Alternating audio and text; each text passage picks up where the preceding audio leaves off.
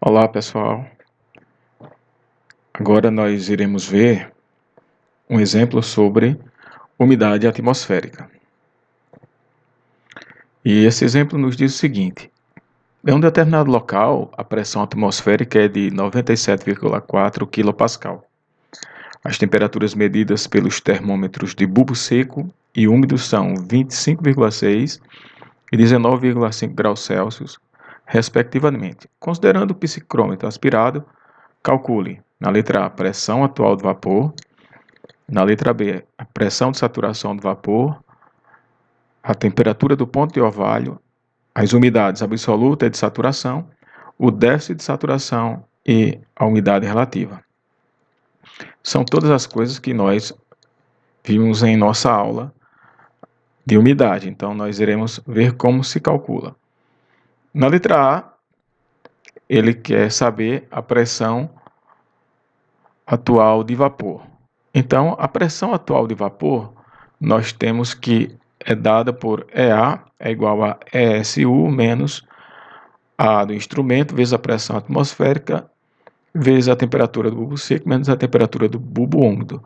E aqui são dados os valores que o problema nos forneceu: temperatura do ar, que é a mesma do bulbo seco, de 25,6 graus Celsius, a temperatura do bulbo úmido é 19,5, a pressão atmosférica 97,4 kPa, o ar do instrumento, como é um aspirado, um psicrômetro aspirado, nós temos que o valor dele é de 0,00066. Então, a pressão atual de vapor vai ser essa aqui que nós já falamos, o EA. Mas para eu achar o EA, eu preciso calcular o meu ESU, que é a pressão de saturação com base na temperatura do bulbo úmido. Lembrem que a pressão de saturação do vapor é com base na temperatura do ar.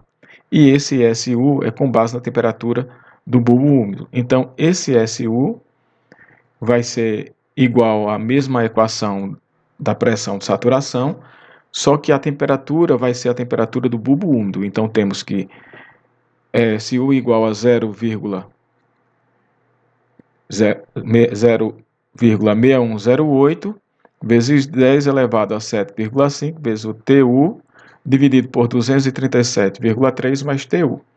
Então, repetindo isso aqui, substituindo o valor de TU, que é de 19,5, então nós colocamos aqui 19,5 e também colocamos aqui na parte de baixo, no denominador, 19,5, que corresponde à temperatura do bulbo úmido.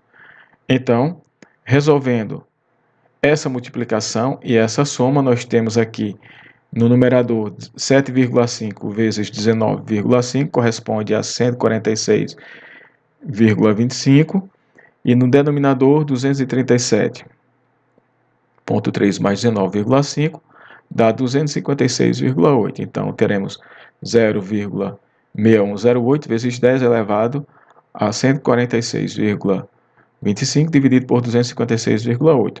Resolvendo essa divisão aqui, 146,25 dividido por 256,8, nós temos esse valor aqui, que é de 0,5695.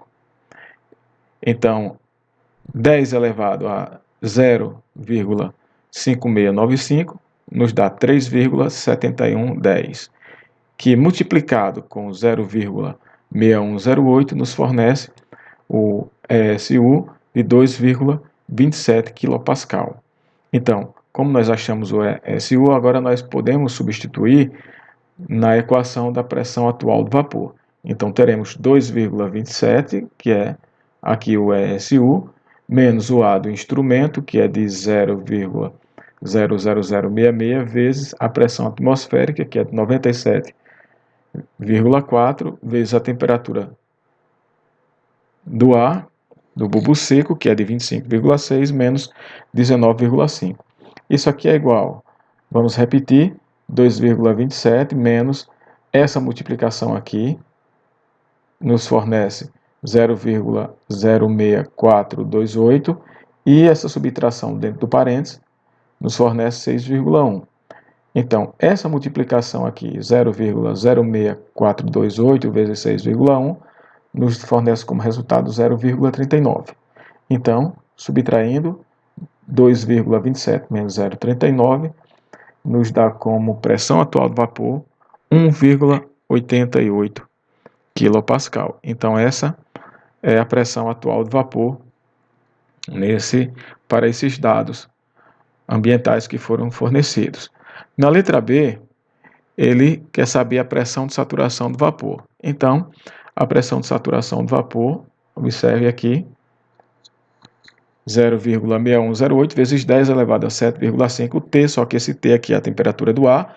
Não estamos mais tratando da pressão atual, para que nós calculemos ESU com base na temperatura do bulbo úmido, e aqui é a temperatura do ar. Então, substituindo o valor da temperatura do ar, que é de 25,6, aqui ó, onde tem o T, substituímos. Aqui essa multiplicação no numerador nos fornece 192, e essa soma no denominador nos fornece 262,9.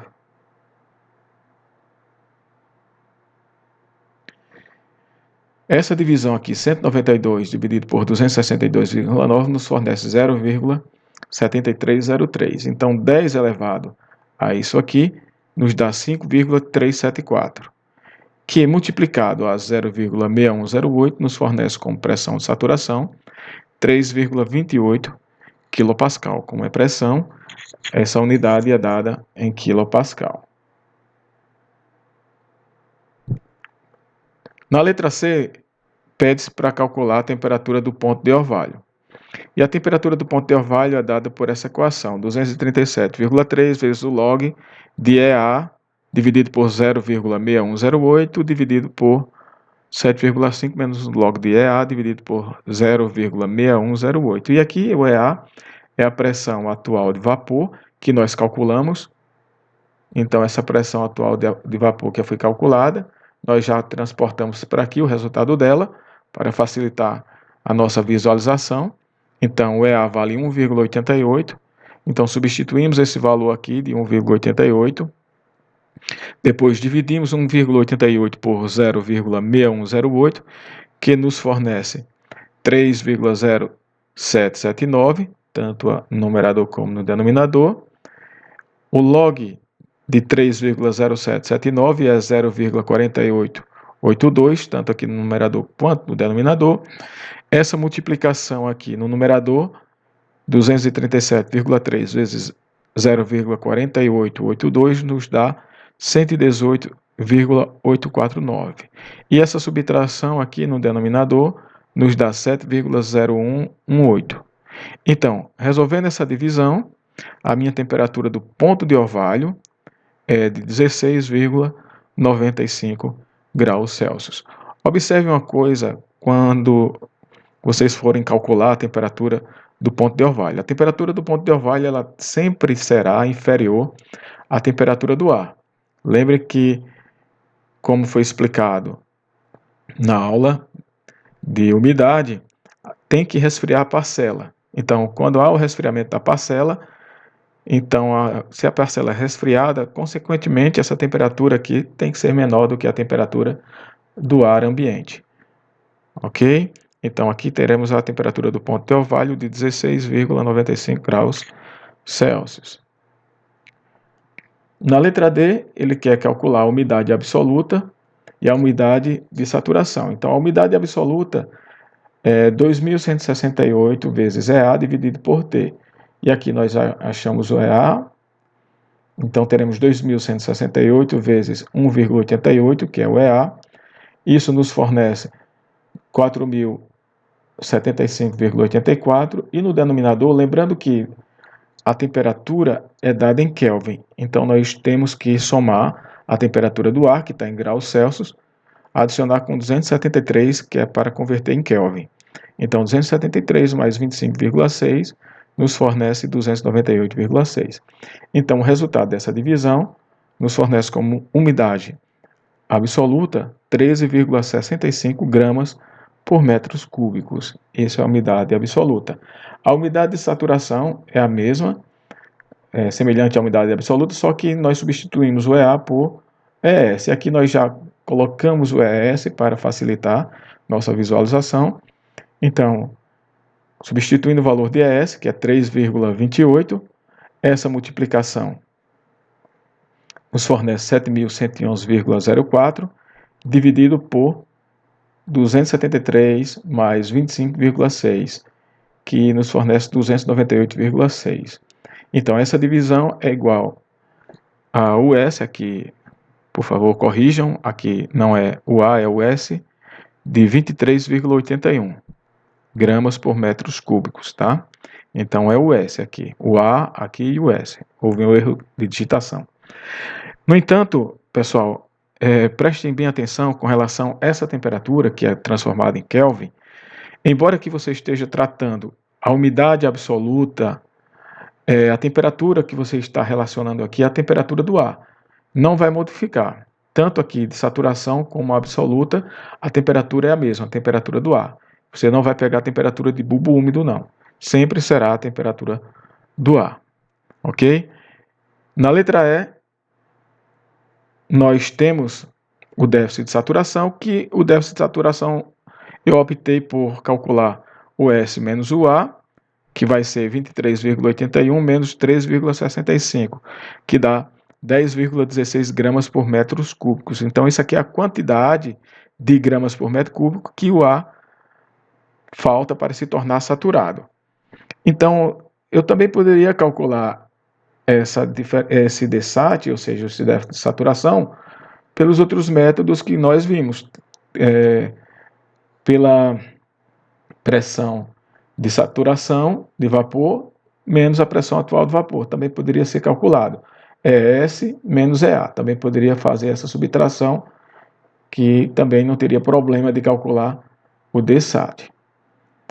E por fim, na letra F, ele pede para calcular a umidade relativa. E essa umidade relativa é dada pela razão entre a pressão atual de vapor dividido pela pressão de saturação, onde pressão atual é 1,88 e pressão de saturação 3,28. Isso aqui vezes 100, já que o nosso resultado é dado em termos de percentual. Então, essa divisão nos fornece 0,573, multiplicado por 100, a umidade relativa nos dá 57,3%.